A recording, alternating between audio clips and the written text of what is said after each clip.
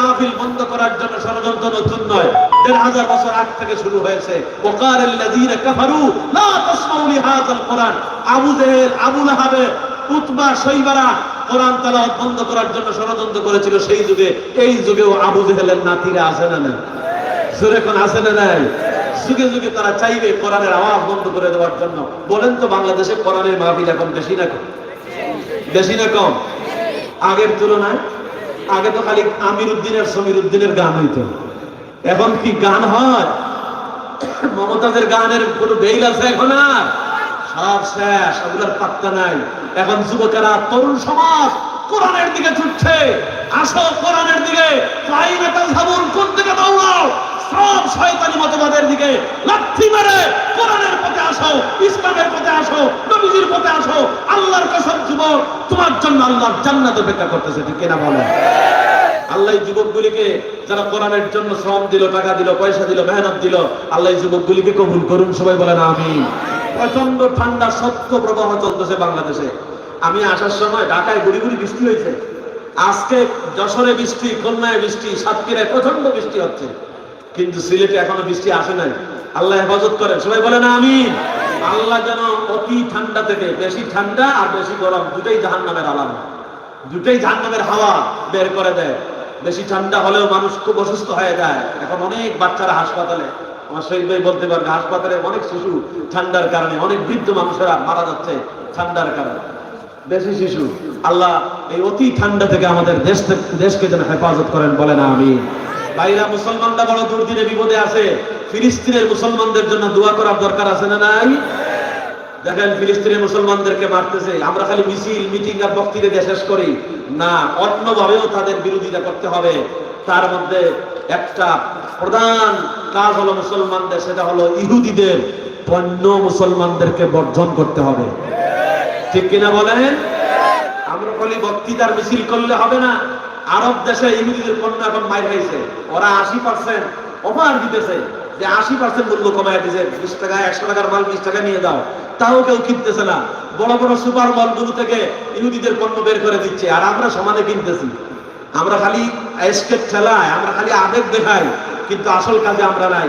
ইহুদিদের পণ্য বাংলাদেশে আরো বেশি আছে, এগুলো বর্জন করতে হবে। কাদিয়ানীদের পণ্য বর্জন করতে হবে। প্রাণ আরবেল, এগুলো কাদিয়ানীদের পণ্য। আল্লাহ রাসূলের সবচাইতে বেশি খতমে নবুয়তকে সবচাইতে বেশি অপমানিত করেছে বাংলাদেশের কাদিয়ানীরা, ঠিক কিনা বলেন? প্রাণ আরবেল চেষ্টা করবেন না কেনার জন্য। ইহুদিদের অনেক পণ্য, বাটা জুতা যে আমরা ব্যবহার করি, ইহুদিদের পণ্য। বাটা জুতা কিনবো না, বলেন বাটা জুতা। বাটা জুতা আমরা কিনলে পানি আছে না, এখন এগুলো সবাই কিনে, কিনলে পানি আছে, অ্যাকুয়াফিনা পানি আছে, এগুলো কিনবো? আরো জোরে এখন কিনবো? সিলেটে কেএফসি আছে, পিজা আছে, এগুলা খাবো না, যুবকেরা এগুলা খাবা না। অনেক পণ্য আছে ইহুদিদের, লিস্ট দেখবা, অনেক পণ্য আছে, অনেক রকমের প্রোডাক্ট আছে। এগুলো যদি না কিনো, আমরা যে টাকা দেই এদেরকে, এই যে বাটা জুতা আপনি কিনে নিয়ে আসলেন, আপনি দোকানে টাকা দিচ্ছেন না, এই টাকাটা চলে যাচ্ছে ইহুদিদের কাছে। আর এই টাকা দিয়া তারা বন্দুক, রাইফেল কিনে, বোমা কিনে, গ্রেনেড বানায়, আমেরিকার কাছ থেকে কিনে আমার মুসলমান বাচ্চাদেরকে মারতেছে। 7 ইসরায়েলের 7,000-এর উপরে মুসলিম শিশুকে তারা মেরে ফেলেছে, শহীদ করে ফেলেছে। কত নারীকে তারা কবর দেওয়ার জায়গা নাই। আমাদের টাকা দিয়ে আমরা সহযোগিতা করতেছি, আমরা দলিত টাকা দেই, এই টাকা দিয়ে তারা আমাদের মুসলমানদেরকে মারতেছে। আমরা যদি এদের পণ্য বর্জন করি, এরা আর শক্তি পাবে না। এই জন্য এই কাজগুলো আমরা করবো ইনশাআল্লাহ। পারবো তো ভাই ইনশাআল্লাহ? আলোচনা আর দীর্ঘিত করতেছি না, হুজুরকে রেখে আলোচনা করা বিয়াদবি হয়ে যায়। আল্লাহ তাআলা আমাদের সবাইকে কবুল করুন। আমার আলোচনা এখানেই শেষ করছি। হাযা মা ইনদি ওয়াল ইলমু ইনদাল্লাহ। আসসালামু আলাইকুম ওয়া রাহমাতুল্লাহ।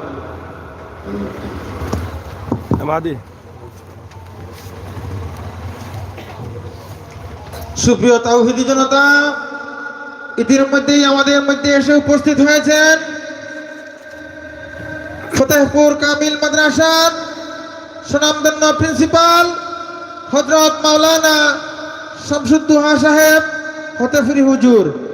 মুআজ্জাজ মেহমান ইতিমধ্যেই ওনার আলোচনা শেষ করেছেন। এখন সভাপতির বক্তব্য রাখবেন আমাদের সাহেব, আমি সাহেবকে বক্তব্য শুরু করার জন্য অনুরোধ জানাচ্ছি।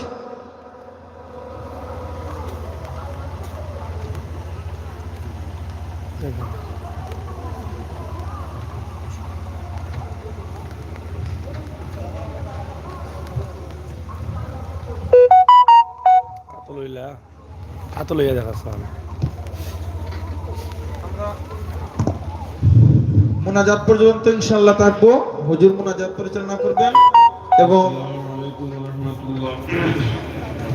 لا إله إلا الله لا إله إلا الله لا إله إلا الله لا إله إلا الله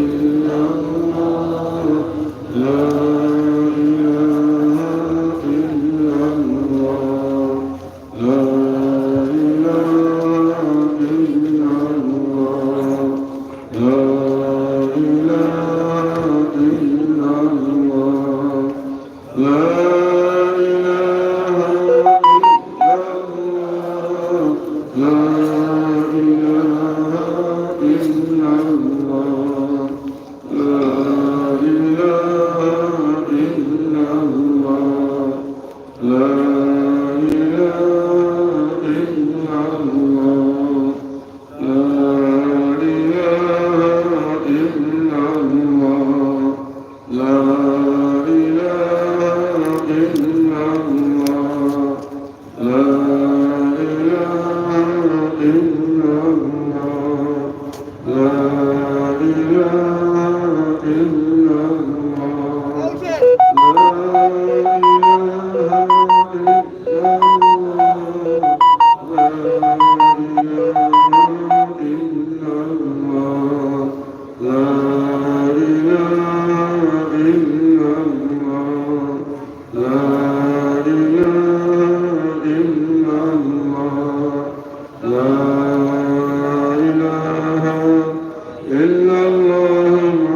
إله